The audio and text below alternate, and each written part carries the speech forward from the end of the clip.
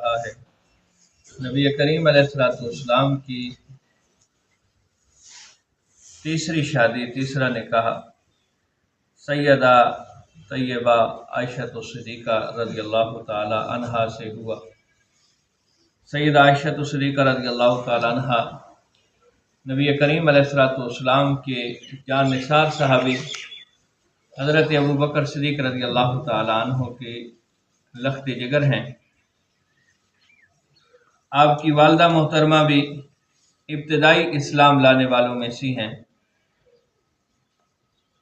سیدہ عائشہ صدیقہ رضی اللہ تعالی عنہ کے حوالے سے خود سیدہ عائشہ روایت کرتی ہیں، صحیح بخاری کی روایت ہے کہ نبی کریم علیہ الصلوۃ والسلام نے مجھے یہ بیان فرمایا کہ میرے نکاح سے پہلے، یعنی سیدہ عائشہ صدیقہ رضی اللہ تعالیٰ عنہ کے ساتھ نکاح سے پہلے نبی کریم علیہ الصلوۃ والسلام نے خواب میں دیکھا کہ ایک فرشتہ انہیں ریشم کے کپڑے میں لپیٹ کر کوئی شے پیش کر رہا ہے۔ آپ علیہ الصلوۃ والسلام نے جب اس ریشم کے کپڑے کو کھول کر دیکھا تو اس میں ام المومنین سیدہ عائشہ صدیقہ رضی اللہ تعالی عنہا کی تصویر موجود تھی۔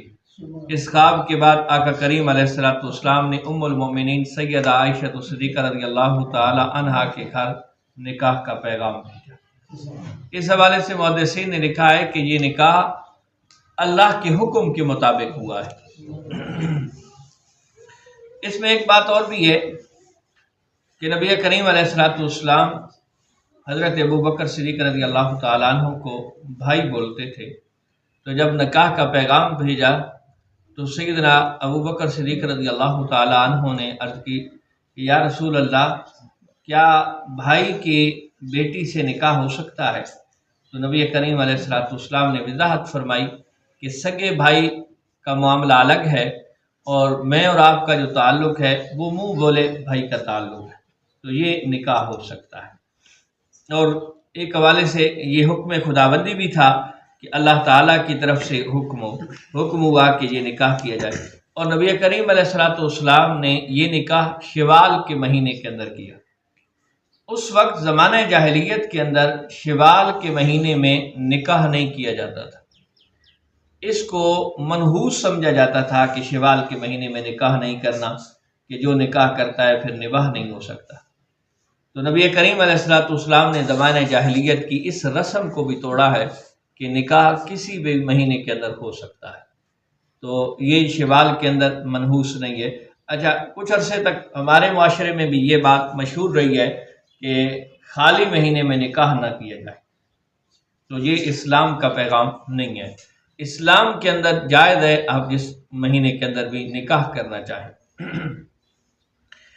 اور ایک اور چیز اس کے اندر یہ بھی ہے کہ سیدہ عائشہ صدیقہ رضی اللہ تعالیٰ عنہ نبی کریم علیہ الصلوۃ والسلام کی تمام ازواج مطہرات میں سے ایک وہ زوجہ ہیں جو کنواری تھیں، باقی جتنی بھی تھیں وہ طلاق یافتہ تھیں یا پھر بیوہ تھیں۔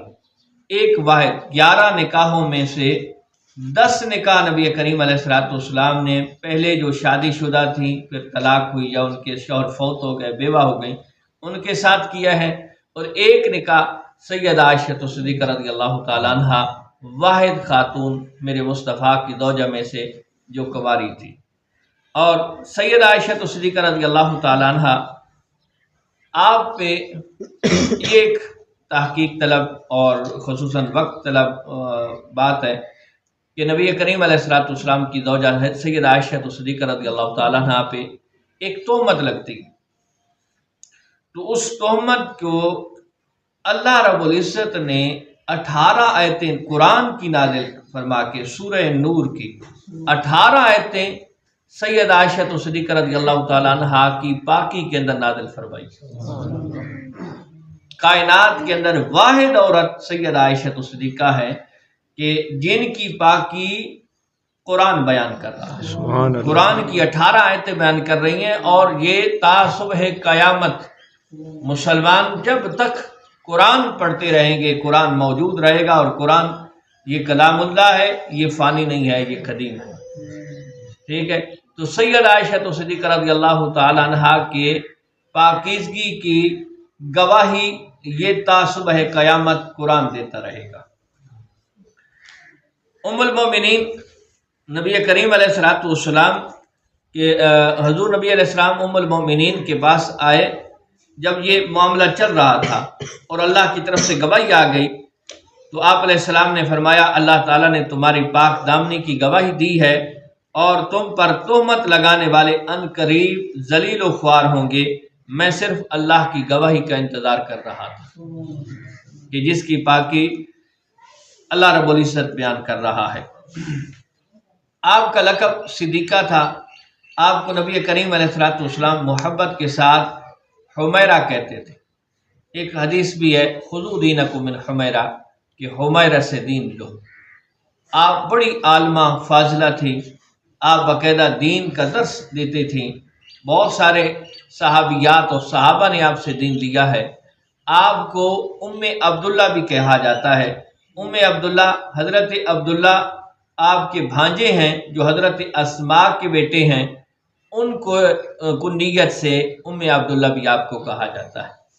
حضرت سیدہ عائشہ صدیقہ رضی اللہ تعالیٰ عنہ کا جو وصال ہے یہ حضرت امیر معاویہ رضی اللہ تعالیٰ عنہ کے زمانہ حکومت کے اندر ہوا ہے۔ آپ کی نماز جنازہ حضرت سیدنا ابی ہریرہ رضی اللہ تعالیٰ عنہ نے پڑھائی تھی جو اس وقت مدینہ طیبہ کے گورنر تھے۔ یہ سید عائشہ صدیقہ رضی اللہ تعالیٰ عنہا ہیں جن کے بارے میں نبی کریم علیہ الصلوۃ والسلام نے بڑی محبتوں کا اظہار فرمایا ہے۔ بہت ساری ایسی روایات بھی ملتی ہیں۔ اللہ کریم ہم ان نفوس قدسیہ کی عزت کرنے کی اور ان کے ساتھ احترام کا تعلق رکھنے کی توفیق عطا فرمائے۔ سبحان ربک رب العزت عما یصفون وسلام علی المرسلین الحمد للہ رب العالمین۔